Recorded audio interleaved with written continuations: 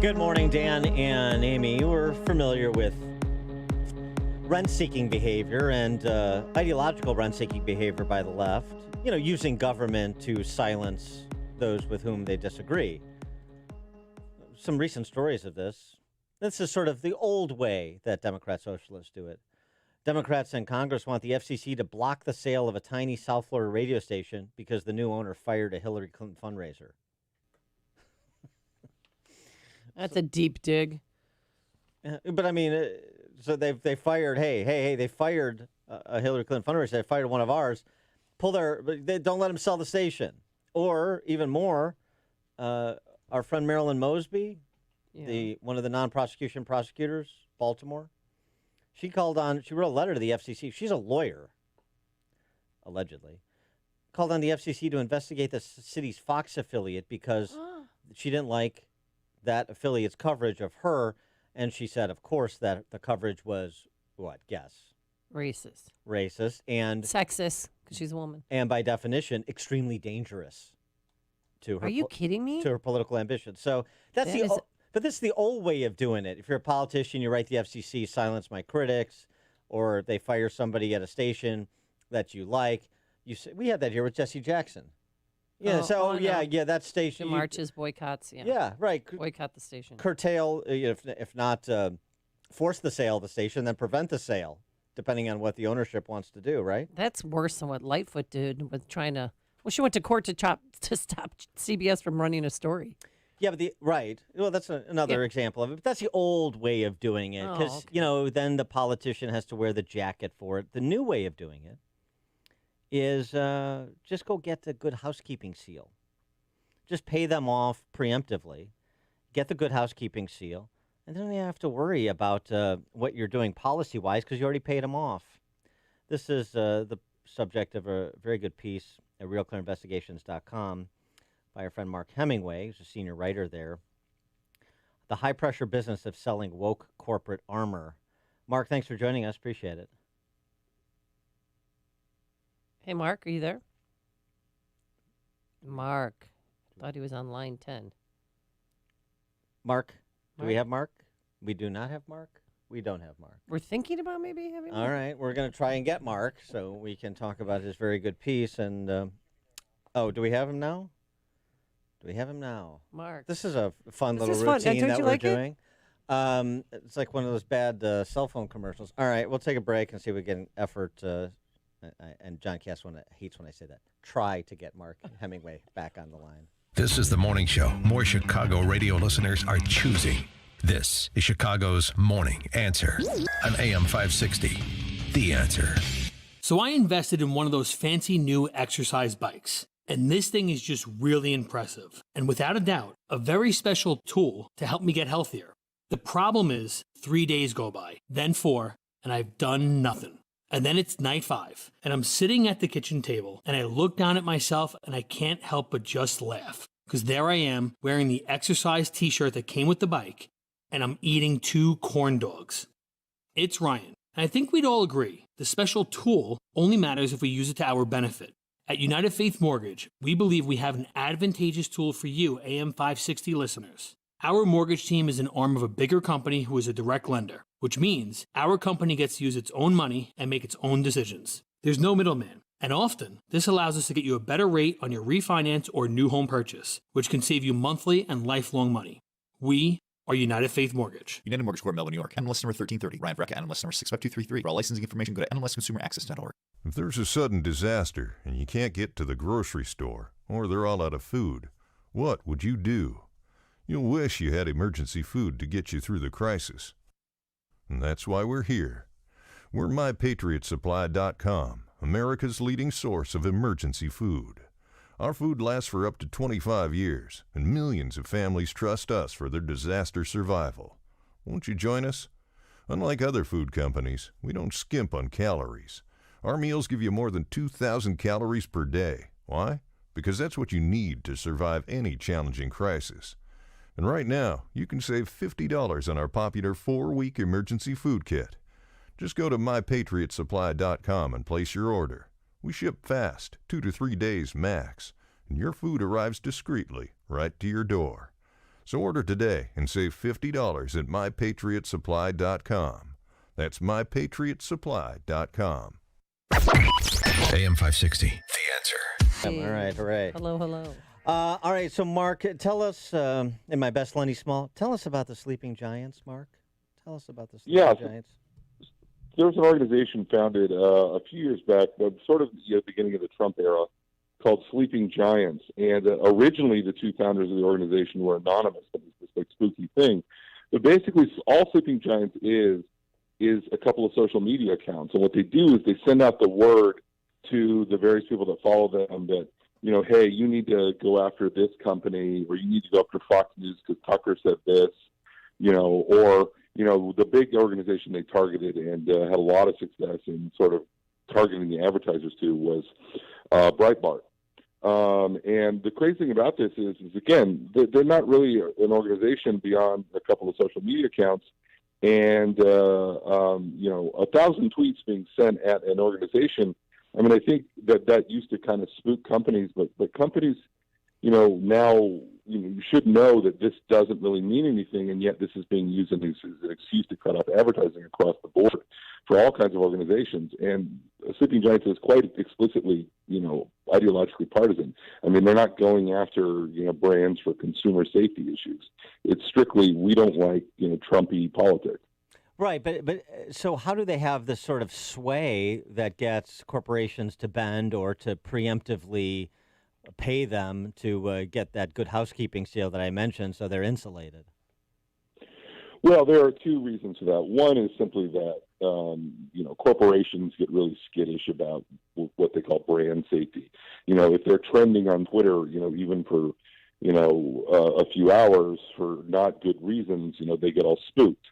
The other reason is simply that a lot of corporations, I think, by this time have figured out that what goes on in the internet isn't exactly reflective of real life.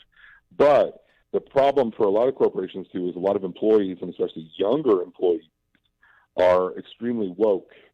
And so when they see something like that happen, they use that as an excuse to pressure management to do what they want, to use their business as institutional clout, to advance a particular progressive agenda that they want to advance. And so there's a lot of pressure coming from within these companies trying to point to things happening outside. But I don't know. We saw some interesting developments just in the last week or two. I don't know if you saw the whole thing with Basecamp, right, which is a company that makes collaboration software. And they announced that they've previously been pushing ideological political messaging on their customer base really hard, and it was not going well. And finally, the CEO announced that they weren't going to do that anymore. And when they made that announcement, a third of Basecamp's employees packed up and left. So that's the other issue, is if you're a CEO and you're not pushing a particular political agenda, you got to worry about whether or not your top coders or engineers or whatever are going to up and leave the company. So I mean, I get the tweets are coming from inside the house, and I get that what happened at Basecamp and also Coinbase too, right? Same thing happened there. But and then the response from the CEO of Basecamp was completely the wrong response. He should have said, "Hey, look, we're committed to respecting people's different views on policy issues, and we don't. That's not a feature of what our business is. So people can express themselves however they want in the privacy of their private lives. But here we're going to focus on what we're doing, and and if you want to walk, then walk. We'll find people that want to." Collaborate with people regardless of who they voted for president in 2020, we'll be fine. But instead he apologized. Yeah. Well, honestly, though, I think part of the problem, though, scaring these people is if you're looking at the younger age cohort, they are increasingly, radically progressive in a certain, educated sector. Yeah. And you got to deal with that. So it's not like the pool of applicants is huge. I mean, they just announced that several companies were, in lieu of resumes, were accepting videos that people uploaded to TikTok recently. I don't think that catering to the ideological whims of the younger generation is something that businesses can afford to ignore in some respect. Well, yeah, no, and so In addition to that, though, in addition to what they're doing in terms of that good housekeeping seal, then they're also and I'm not talking about the employees, but I guess by extension the employees. So like Sleeping Giants, they have this thing called Check My Ads.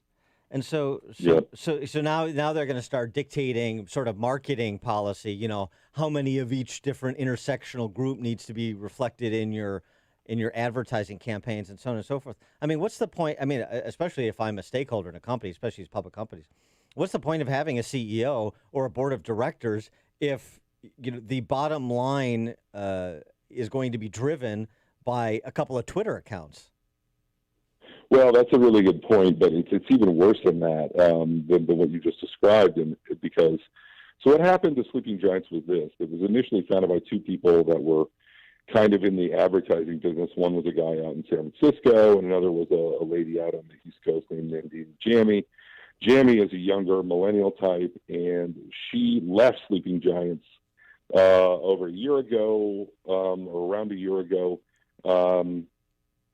complaining that the other guy that she founded Sleeping Giants with was sexist and taking credit for her work. It was very acrimonious. It was a big public to-do. It was exactly the kind of thing that, Sleeping Giants would urge a boycott over if it happened in another company. Well, anyway, that woman who founded Sleeping Giants went off and founded her own organization. You mentioned Check My Ads.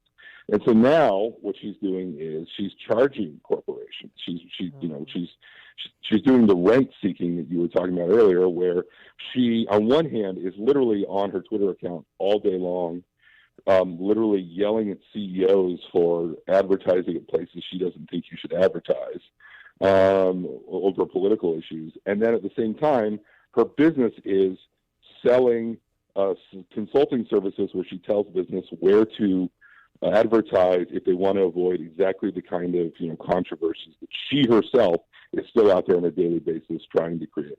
And before she left Sleeping Giants, didn't she release a white list, which was like a spreadsheet of 51 media outlets that she deemed safe to advertise on? Yeah, I think that was just after she left, but yeah, she did. And what was remarkable about that list was that every publication on it was to the left. So, like, she says it was safe to advertise on Salon.com, which is, a leftist opinion publication that has published articles about written by literal pedophiles. Yes. That, are about their pedophilia. But then she didn't have the Wall Street Journal on the list, which is the largest circulating newspaper in the country. And simply because it has a conservative opinion page, even though the news operation is completely separate, and if anything, runs to the left. So, this is not a serious endeavor that she's engaged in terms of helping corporations, in any way remain neutral. She's pushing an agenda, and there's really no way to get around that. Are there any corporations or any examples you can think of where a corporation has been chastened for going all in with the left, with whatever the moral panic du jour is? I'm thinking about particularly Delta Airlines and the MLB All-Star Game, or maybe even Rob Manfred, the MLB commissioner. And they went all in. There's a lot of pushback. And all of a sudden, you don't hear much about the Georgia voting reform law anymore, and you're not getting pronouncements from Ed Bastian or Rob Manfred about the All-Star Game or about going to sporting events in Atlanta or sponsoring events in Atlanta or anything of the sort. I just wonder if that's an example. When they go silent, is that an indication that they've been chastened, or it's an indication that I did what I had to do, I checked the box, now we're moving on? I think it's more the latter in terms of, we did what we had to do. I mean, I don't think that. So recently, Coca-Cola actually, even though they made a big public, to do about Georgia's voting law, as you point out, so did a lot of other companies that were being heavily pressured at the time. But since then, Coca-Cola recently parted ways with this very high-profile diversity officer that they had filed, that they had hired recently, who had immediately turned around and started pushing all of this really controversial, sort of, I don't know if it was directly critical race theory, but, critical race theory adjacent ideas on the company. And within months, he was being shown the door and given a hefty payout. So I do think that you're going to see more and more of this in companies at they come to realize there's really no benefit to, ticking off a huge percentage of your customer base either way. The problem is that because the media itself is controlled by the left, essentially, they're very sensitive to these, short-term pressure campaigns. And certainly, because of what's happened last year, anything that touches on race, even if race is just a shibboleth to push a bigger progressive thing that may even, hurt African Americans, or in the situation of Georgia's voter law, polls consistently show a large majority of African Americans support things like voter ID. So I think as you point out, they're just trying to avoid the appearance of evil as best they can and move on and stay out of the fray as much as they can. And that doesn't mean the old school way of using the government to silence your political opponents is not still going on, as I mentioned at the outset, with the Marilyn Mosby's trying to silence the Fox affiliate in Baltimore, for example, or trying to prevent the sale of that station in Florida. You know to two members of Congress that have petitioned cable providers and are inquiring as to the channels that they carry, the networks that they carry, and they're targeting obviously what they deem to be outlets of misinformation because they're center right, and so putting pressure on cable operators to drop stations like Fox, OANN, and so forth. Yeah, I think that's right, and I think in some respects it's a direct consequence of, at least in Congress, the big thing that they cited, and a lot of the pressure being amped up in recent months is directly pinned to what happened on January 6th, which, don't get me wrong, I mean, I completely condemn the Capitol riot, and it was horrible, but I don't think we've seen much evidence since then that this was part of some broader violent movement, but they are trying to portray it as such, and they are trying to capitalize on as much momentum as possible. And frankly, I think if government, if members of Congress and local prosecutors and things like that are out there trying to use the government system to silence people, I think to some extent, when you consider that the media is largely in the pocket of the left, that's an example that they're getting desperate and that there are other measures to encourage boycotts and stuff aren't getting the results that they want. And then the other part of this issue is simply that these boycotts are becoming so prevalent, it's destroying the entire, advertising-based media model in this country. Because most advertising dollars are now done online, one of the things I talk about in the article is how advertisers can choose to avoid content that has certain keywords, so that they don't associate their brand with, topics or controversies they don't want to associate with. So, if your news article contains the word Trump, lesbian, or blood, there's a very good chance that several brands out there aren't advertising on that story. And, when you start including words like Trump, or the other thing was en masse, big advertisers started avoiding any coronavirus coverage, even though that was like 30 or 40% of all the traffic to news sites from May to June last year. You're doing serious damage to the news business. The business college at the University of Baltimore last year did a study and found that publications lost $1.2 billion in advertising because advertisers were refusing to advertise alongside anything that had the words COVID or coronavirus in it online. And that is a direct consequence of what Sleeping Giants has done. And in fact, one of the Nandina Giammi, one of the founders of Sleeping Giants, has written a newsletter all about how she's afraid that she had something to do with creating this environment. And she did. She's damaging the news business as we know it by stirring up all these boycotts. Trump, a lesbian, and blood. It sounds like a setup to a Karnak routine. I like that. Mark Hemmingway, senior writer, RealClearInvestigations.com. Mark, thanks for joining us. Great piece. Thanks for having me. Sorry for the trouble. No problem. He joined us on our turnkey.pro answer line. Coming up on Chicago's Morning Answer. We'll talk about financial panics with Thomas Vartanian from George Mason University, and also remembering Miss Velvet. Oh, we'll cue up the sad music for that. You're not going to want to miss that story. He, she, they, it. But now let's head into the newsroom. Here is Mike Scott. 61 degrees, cloudy skies, 829 on AM 560, The Answer. The CDC issuing new guidelines for mask wearing, but some seem to have missed part of the guidance. Former child star Rick Schroeder went viral when he posted a tirade against a California Costco manager. He was mad that he wasn't being let into the Costco, despite the company saying they would follow the CDC guidelines. Didn't you see the news? You didn't see the news. Nationwide Costco has said you don't need to wear a mask. Actually, that's not accurate. What is accurate? CDC Director Dr. Rochelle Walensky. Every community is not the same. Not all communities have vaccination rates that are high. Former child star Rick Schroeder. The popular Citizen app is getting some backlash this morning for identifying the wrong man